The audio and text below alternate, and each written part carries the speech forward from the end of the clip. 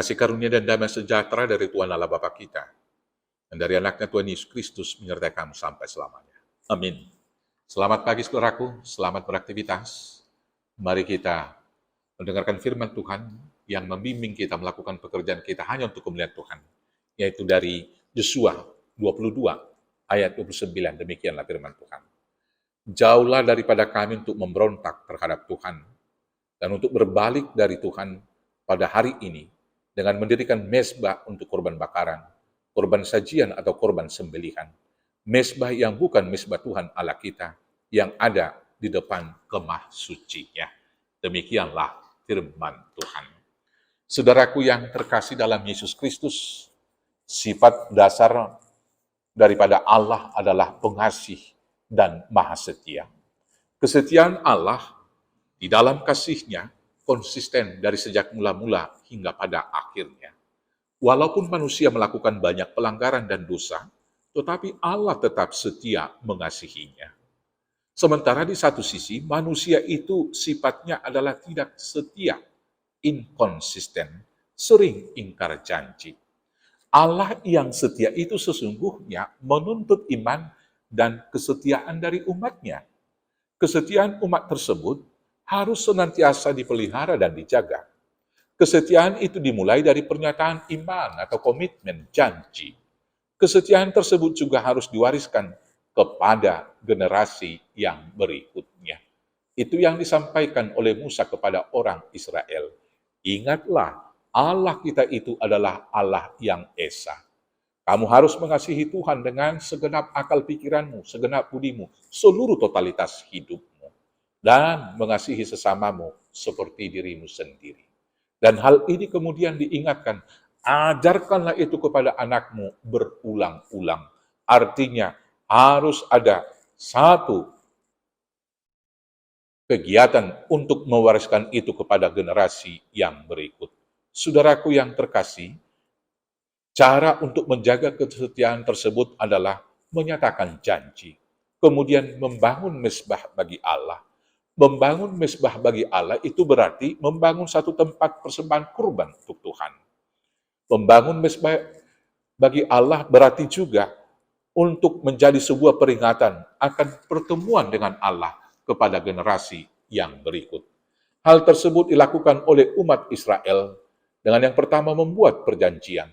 Dimulai dari Musa yang naik ke Gunung Sinai untuk menerima hukum Taurat Tuhan. Selanjutnya, di dalam pidato terakhir daripada Musa, yaitu ketika perjanjian di Sikem, di sana Musa mengulangi, yaitu janji umat Israel untuk setia mengasihi Tuhan, setia menyembahnya dan tidak berpaling. Kemudian membaharui perjanjian tersebut. Setelah umat Israel menyeberang Yordan, Yosua membaharui janji tersebut dengan pertanyaan dan pernyataan. Di dalam Yosua 24 ayat 15, Yosua berkata demikian. Dia bertanya pertama kepada umat Israel, dilanjutkan dengan pernyataan imannya. Katanya demikian, tetapi jika kamu anggap tidak baik untuk beribadah kepada Tuhan, pilihlah pada hari ini kepada siapa kamu akan beribadah. Allah yang kepada nenek moyangnya beribadah di seberang sungai Efrat, atau Allah orang Amori yang negerinya kamu diami ini. Tetapi aku dan seisi rumahku, kami akan beribadah kepadanya. Hal ini diulang setelah mereka menyeberang dari perjalanan di gurun, menyeberang Yordan, masuk ke Kanaan. Kemudian mengulang janji tersebut.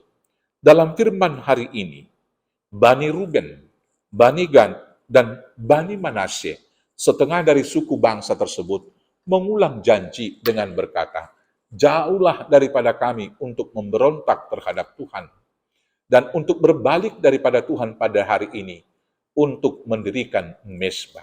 Suku-suku Israel yang lain salah pengertian terhadap suku Ruben, Gad, dan Manasye yang mendirikan mezbah selain di depan kemah suci daripada Allah. Setelah utusan suku Ruben, Gad, dan Manasye menegaskan bahwa mereka tetap setia kepada Tuhan, dan mezbah yang dibangun itu adalah supaya anak-anak mereka mengingat Tuhan.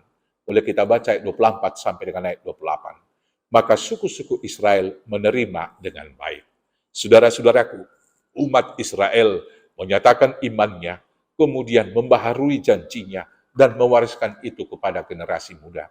Hal ini harus kita lakukan. Tiap saat kita harus menyatakan iman. Dan di dalam ibadah formal di gereja kita, tiap ibadah kita selalu menyaksikan iman rasuli kita. Tekad itu kemudian mengingatkan kita untuk setia di dalam iman. Kemudian membangun mezbah. Saudaraku yang terkasih, mezbah itu adalah tempat mempersembahkan korban kepada Tuhan. Dan mezbah itu juga adalah sebuah peringatan kepada generasi yang berikut. Maka bila ada sebagian orang yang berkata tidak perlu gedung gereja, hal ini menegaskan bagi kita, tentu perlu ada tempat yang suci.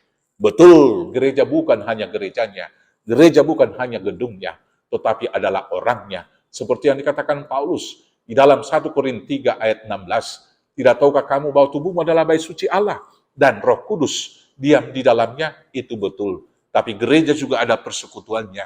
Gereja juga adalah gedungnya, tempat di mana kita beribadah. Dan itu juga kemudian mengingatkan kepada generasi yang berikut. Mezbah yang lebih baik juga adalah ketika kita menjadi surat dan Injil Kristus. Mezbah yang lebih baik juga adalah legasi yang kita tinggalkan. Berita baik yang sudah kita tinggalkan. Itu juga menjadi mezbah pemujian bagi Tuhan. Mewariskan kepada generasi muda. Saudaraku, adalah kewajiban tiap orang percaya mengajarkan kebaikan Allah kepadanya. Tiap orang tua hendaklah setia mengajar anaknya ketika duduk, ketika sedang makan, ketika sedang berjalan-jalan, ketika tidur, dan ketika bangun. Kiranya kuasa Tuhan itu tetap diajarkan supaya generasi yang berikut juga tahu mereka punya bagian di dalam hidup yang telah disediakan oleh Tuhan. Selamat memegang janji, hendaklah engkau setia sampai mati, maka Tuhan akan mengaruniakan mahkota kehidupan kepadamu. Amin, kita berdoa. Terima kasih Bapa atas janji setia Tuhan untuk memberkati hidup kami. Maka sekarang ajar kami untuk setia di dalam perjanjian tersebut dengan mendirikan mezbah bagimu, hidup kami dan gereja kami. Dan ajar juga kami mengajarkan itu kepada generasi yang berikut, agar mereka juga mendapat bagian di dalam kerajaan. Mampukan kami melakukannya, hanya dengan pertolongan Yesus Kristus Tuhan Juru Selamat kami yang hidup. Amin. Selamat beraktivitas, Tuhan Yesus memberkati. Horas, horas, horas.